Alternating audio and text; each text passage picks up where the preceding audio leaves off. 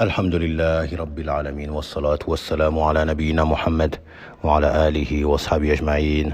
Donc on continue sur nos leçons de la croyance authentique Al-Mu'taqadu As-Sahih du Cheikh Ibn Barjas rahimahullahu ta'ala wa askanahu al-Firdaus. Et le support qu'on utilise est ce qu'a compilé notre frère et cher Abu Muhammad Abdullah Raslan Hafidahullah Ta'ala. Et nous sommes arrivés à la 6e leçon, Ad-Darsu Sadisu, Al-Mu'taqadu As-Sahihu Fil Kutubi Al-Munazzalati. Donc la croyance authentique concernant les livres qui sont descendus. Et il nous met en 35e question, Kayfa nu'minu bil kutubi al-munazzalati. Comment devons-nous croire en les livres qui sont descendus, qui ont été révélés? Et il répond en disant, nous croyons qu'Allah subhanahu wa ta'ala a certes fait descendre un livre avec chaque messager, qu'Allah a fait descendre sur chaque messager qu'il a envoyé aux habitants de la terre un livre. Et cela en s'appuyant sur la parole d'Allah subhanahu wa ta'ala dans la sourate Al-Hadid au verset 25 où il dit لَقَدْ أَرْسَلْنَا رُسُلَنَا بِالْبَيِّنَاتِ وَأَنزَلْنَا مَعَهُمُ الْكِتَابَ وَالْمِيزَانَ لِيَقُومَ النَّاسُ بِالْقِسْطِ. Donc Allah Azza wa Jalla dit sur une traduction approximative de ce verset, nous avons certes envoyé nos messagers avec des preuves évidentes. Et nous avons fait descendre avec eux le livre. Donc après avoir mentionné l'envoi des messagers, Allah mentionne qu'il a fait descendre un livre pour chacun de ses messagers. Donc partant de ce verset, nous aurons pour conviction qu'Allah a fait descendre un livre sur chaque messager. Certains, nous connaissons le nom de ce livre et vers qui il a été descendu, et d'autres dont nous ignorons totalement le nom du livre ou le nom du messager vers qui il a été descendu. Puis il nous dit, et nous savons que ces livres émanent d'Allah, que tous ces livres viennent et proviennent et descendent d'Allah subhanahu wa ta'ala. Et il nous dit que la preuve de cela, cette partie du verset 15 de la sourate Shura, où Allah azza wa jalla dit وَقُلْ آمَنْتُ بِمَا أَنزَلَ اللَّهُ مِنْ كِتَابٍ, et dit, et pour conviction, et prononce avec ta langue, je crois en tout ce qu'Allah a fait descendre comme livre. Puis il nous dit en troisièmement, nous croyons que ces livres sont la parole d'Allah subhanahu wa ta'ala, et non la parole d'une de ses créatures. Nous croyons qu'Allah a réellement parlé comme il l'a voulu, et de la manière qu'il a souhaité. Donc tous les livres sont la parole d'Allah subhanahu wa ta'ala, qu'il a dite, et non pas la parole du prophète ou du messager vers qui est descendu ce livre. Et il continue en disant, et nous croyons que la foi au livre implique la foi en tout ce qu'il y a dedans comme législation, et qu'il était obligatoire à chacune de ces communautés vers lesquelles sont descendus ces livres de se soumettre aux prescriptions qu'il y avait dans ce livre, mais également de juger avec ceux qu'il y avait dans ces livres-là.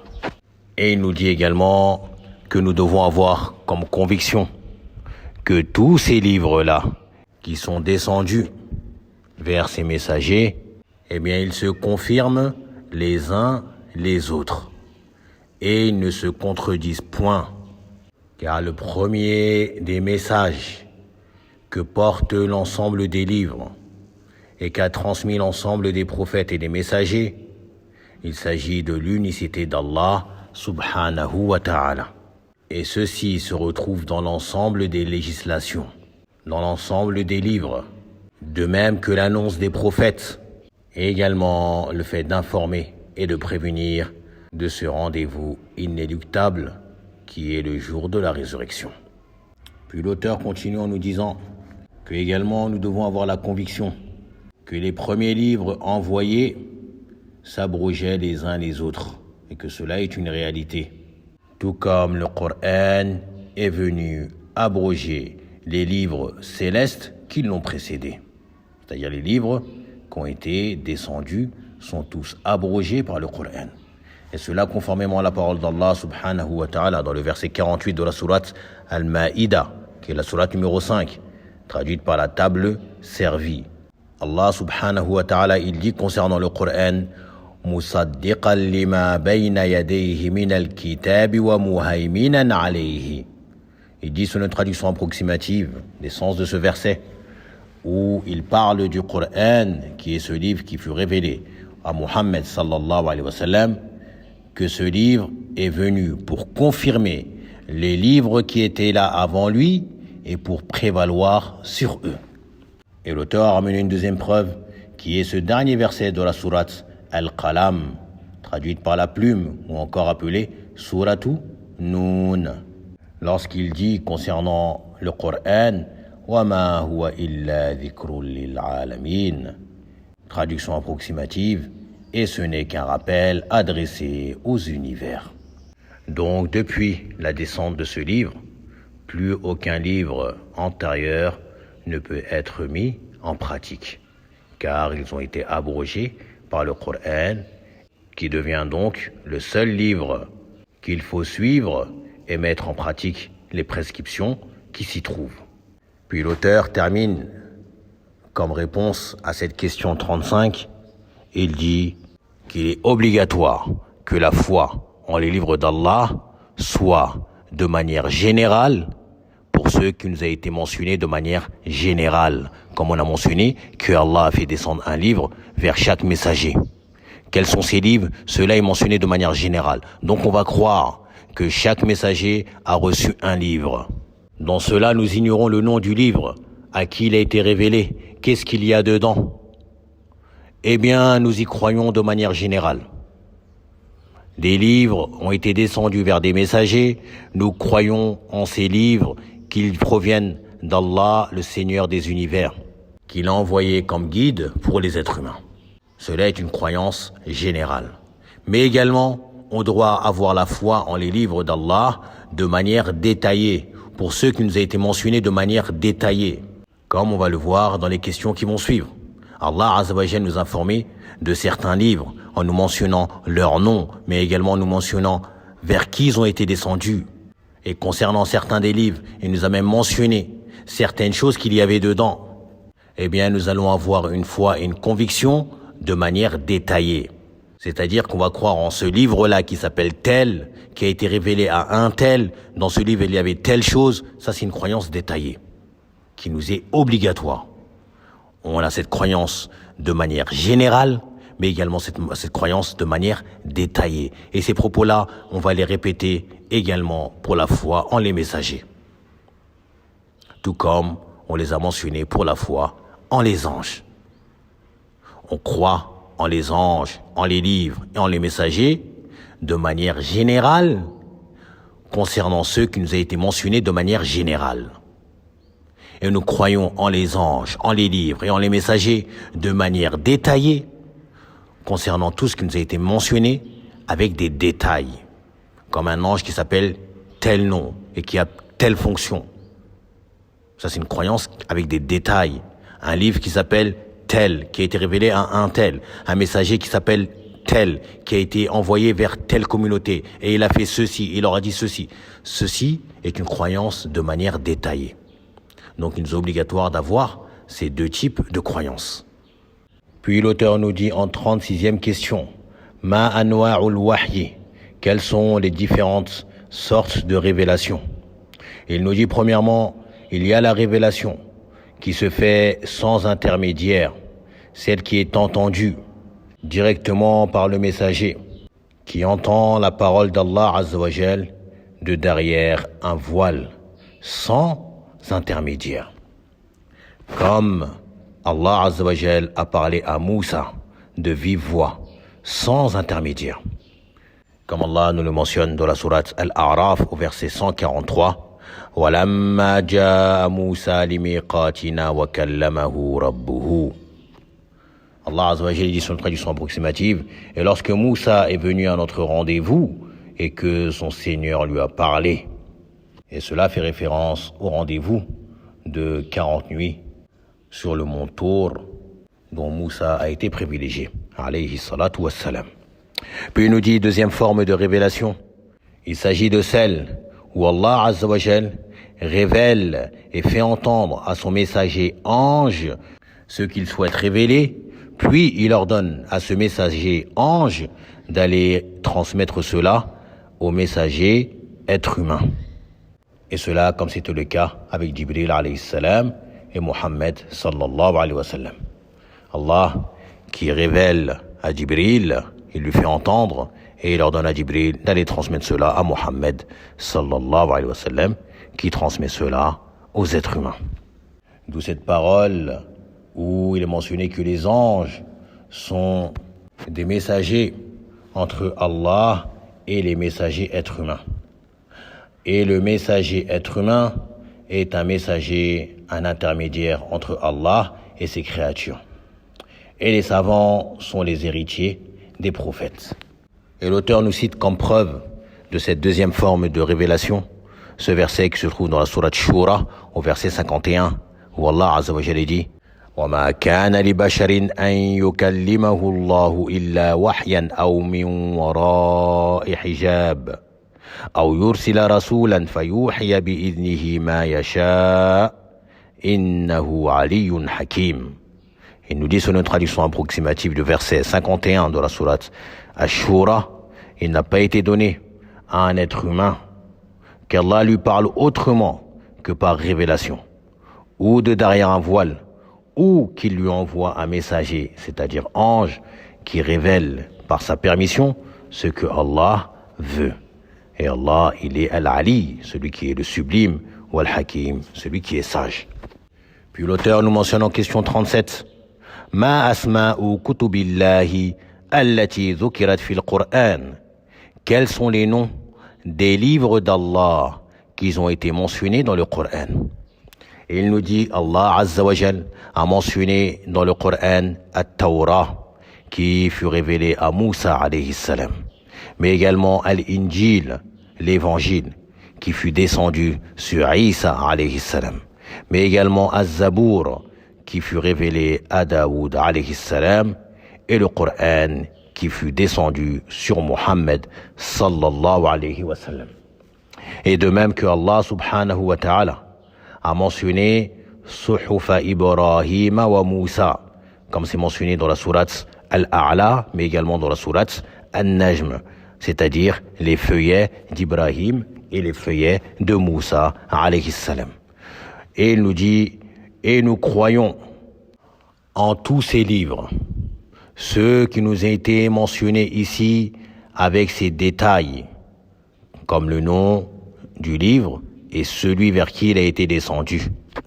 Nous croyons en ces livres de manière détaillée, tout comme nous croyons en les nombreux livres qu'Allah a fait descendre et révéler sans nous mentionner certains détails les concernant. Donc comme on a dit tout à l'heure, nous croyons en ces livres qui sont mentionnés de manière détaillée et explicite. Nous croyons en tout, mais également en ceux qui nous a été mentionnés de manière générale, sans mention de détails. Et cela conformément à la parole d'Allah, dans la sourate Ash-Shura qu'on a mentionné tout à l'heure, au verset 15. وَقُلْ آمَنْتُ بِمَا أَنزَلَ اللَّهُ مِنْ كِتَابٍ. Et dit, je crois en tout ce qu'Allah a fait descendre comme livre. Puis l'auteur nous dit en question 38, Ma akhirul kutubillati anzalaha Allahu ta'ala. Quel est donc le dernier livre que Allah a fait descendre? Et il nous dit en réponse qu'il s'agit du Coran al-Karim, le noble Coran, le sublime Coran, qu'il a fait descendre sur notre prophète Muhammad sallallahu alayhi wa sallam, et il est le dernier des livres célestes. Il n'y aura point de livre après le Coran. Puis il nous le dit en question 39, Ma sifatul Qur'an al-Karim. Quelles sont les caractéristiques du noble Coran? Et il nous cite plusieurs points. Il nous dit premièrement, ce livre, comme on a mentionné tout à l'heure, il abroge tous les livres précédents. Et il est général et concerne Ath-Thaqalayni, qui sont les êtres humains et les djinns. Le Coran qui n'est pas un livre envoyé aux êtres humains uniquement, mais également aux djinns. Donc les djinns également sont concernés par ce qu'il y a dans le Coran, par la prédication de Mohammed sallallahu alayhi wa sallam. Et cela, comme Allah nous informe dans la sourate Al-Ahqaf, cette parole des djinns qu'ils disent « Inna sami'na kitaban unzila min ba'di Moussa ». Ils disent à leur peuple, après avoir entendu les versets du Coran et retournant vers eux en les avertissant, ils leur disent « Nous avons entendu la récitation d'un livre qui a été révélé après Moussa ».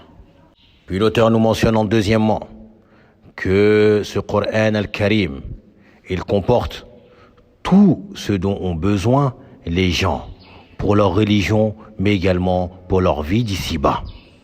Car ce livre est un guide pour celui qui espère l'au-delà, mais également, il y a dedans tout ce dont nous avons besoin pour notre vie d'ici-bas.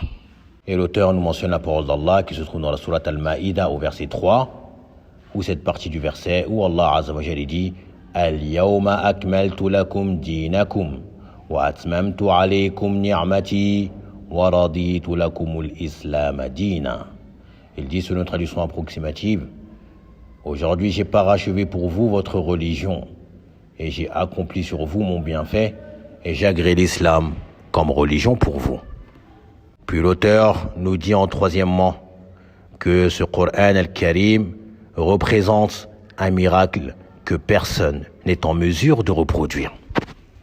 Et il nous mentionne comme preuve la parole d'Allah Azza wa Jalla dans la sourate Al-Isra, qui est la sourate numéro 17, traduite par le voyage nocturne, au verset 88, où Allah Azza wa Jalla dit قل لئن اجتمعت الإنس والجن على أن يأتوا بمثل هذا القرآن لا يأتون بمثله ولو كان بعضهم لبعض ظهيرا. Il dit, selon une traduction approximative de ce verset, dit, même si les hommes et les djinns s'unissaient pour produire quelque chose de semblable à ce Coran, eh bien, ils ne sauraient produire rien de semblable, même s'ils se soutenaient les uns les autres. Et cela est un défi que Allah leur avait lancé, à produire un Coran semblable à celui-ci. Puis cela a été diminué à 10 sourates. Vous n'êtes pas en mesure de produire un Coran, eh bien, apportez 10 sourates semblables à nos sourates. Vous n'avez pas été en mesure de cela, eh bien, apportez ne serait-ce qu'une seule sourate. Mais ils en sont, et ils seront incapables. Alors qu'à cette époque, les Arabes étaient à un niveau tellement élevé de langue arabe, d'éloquence, mais malgré cela, ils n'ont pas pu relever ce défi que Allah leur a lancé. C'est pour cela que grand nombre d'entre eux, parmi ceux qui sont morts dans l'associationnisme ou ceux qui se sont convertis, lorsqu'ils entendaient le prophète sallallahu alayhi wa sallam leur mentionner des versets du Coran, eh bien ils ne pouvaient dire que cela ne provient pas d'un homme. Il n'est pas possible que cela provienne d'un homme. Tellement le style et la forme dépassaient ce qu'un être humain peut dire. Puis l'auteur va clôturer ce chapitre en mentionnant le fait que le Coran est protégé et préservé de tout rajout et de toute diminution. Il ne peut être modifié et altéré comme ce fut le cas des livres qui l'ont précédé. Pourquoi cela? Car Allah Azza wa Jal s'est chargé lui-même de la préservation du livre Al-Qur'an Al-Karim, alors qu'il avait confié la garde et la préservation des livres antérieurs aux gens de science parmi les peuples sur qui étaient descendus ces livres. Alors que le Coran, il dit subhanahu wa ta'ala dans la sourate Al-Hijr, Inna nahnu nazzalna dhikra wa inna lahu lahafidhun. En vérité, c'est nous qui avons fait descendre le Coran et c'est nous qui en sommes les gardiens. C'est nous, c'est-à-dire Allah subhanahu wa ta'ala, c'est lui qui va le préserver de toute altération ou de toute modification. Et bien sûr, cette croyance dans le fait que le Coran est préservé de tout rajout, de toute diminution, est à l'inverse de ce sur quoi est Ash-Shia, qui eux ont pour croyance et pour conviction que le Coran a été modifié et que les compagnons radiyallahu anhum ont modifié cela. A'udhu billah. Qu'Allah ne fasse pas augmenter leur nombre. Et pour terminer, il y a dans le tafsir de la sourate Al-Asr, dans le livre de l'imam Ibn Kathir, rahimahullah ta'ala, il mentionne un récit qui est rapporté par un des compagnons, Amr ibn al-As, radiyallahu anhu, qui dit qu'avant sa conversion, il est allé à la rencontre de Moussaïlima. Moussaïlima, qui est cet homme imposteur qui a prétendu être associé à la prophétie avec Mohammed sallallahu alayhi wa sallam durant son vivant. Et il fut appelé Moussaïlimatu al-Kadhab par le prophète sallallahu alayhi wa sallam. Donc Amr ibn al-As, il dit qu'il l'a rencontré et que Moussaïlima lui a demandé qu'est-ce qui a été descendu sur votre compagnon, savoir Mohammed. Et Amr ibn al-As qui lui a dit qu'une sourate sublime lui a été révélée, à savoir Wal Asr, Innal Insana Lafi Khusr, la sourate. Et Moussaïlima qui lui a dit, moi également, il m'a été révélé une sourate. Et il lui dit, Ya Wabar, innama anti udhunani wa sadr. Oh Wabar, qui est une sorte d'animal qui ressemble un peu à un gros écureuil, plus petit qu'une marmotte. Et il dit, tu n'es que 2 oreilles et une poitrine. Et après avoir terminé, eh bien Amr ibn al-As lui a dit, oh Moussaïlima, Wallahi, innaka la ta'lamu, anni a'lamu annaka takdhibu. Il lui dit dans le sens, par Allah, tu sais pertinemment, que je sais pertinemment que tu es en train de mentir. Wallahu ta'ala a'la wa a'lam. On a terminé le chapitre concernant la foi en les livres d'Allah. Subhanaka Allahumma wa bihamdik, wa ashhadu an la ilaha illa anta, wa astaghfiruka wa atubu ilayk. Barakallahu fikum.